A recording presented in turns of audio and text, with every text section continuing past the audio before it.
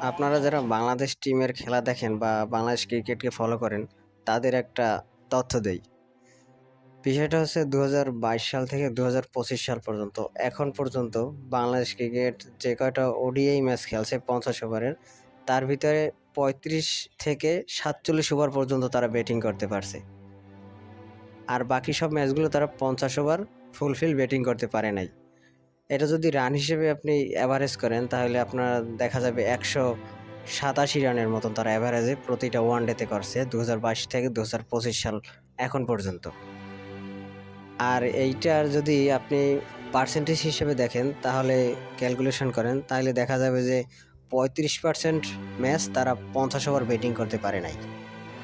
এখন আপনি বিষয়টা চিন্তা করেন যে মডার্ন ডে ক্রিকেটে বর্তমানে টি-টোয়েন্টিতে যেখানে ৩০০ রান হয় একটা টিমের, বা ২৫০ রান অ্যাভেইলেবল এখন টি-টোয়েন্টি ক্রিকেটে, সেখানে বাংলাদেশ ৫০ ওভার ব্যাটিং করে আপনার রান করে ১০০-র নিচে। আর যদি অ্যাভারেজ ধরেন, তাহলে ২০২২ থেকে ২০২৫-এ ১৮৭ রানের মতন। এখন আমরা চিন্তা করেন কতটা পিছিয়ে আছি। যখন আমাদের মুরব্বি প্লেয়াররা ছিল, তখন আমরা প্রচুর পরিমাণে তাদের গালি দিতাম। যেমন মুশফিক, সাকিব, তামিম, মাশরাফি, তারপর মাহমুদুল্লাহ রিয়াদ।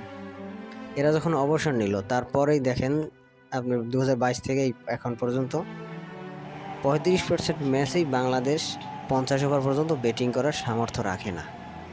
যেখানে টি-টোয়েন্টিতে ২৫০-৩০০ রান এখন অ্যাভেইলেবল। টি-টোয়েন্টিতে ৩০০ রান ভাবা যায়? আর ওডিআই ফরম্যাটে তো আপনার ৪০০, ৪৫০ রান এখন হয়। সেখানে একটু কম্পেয়ার করেন বাংলাদেশ ক্রিকেট আমরা কোথায় আছি?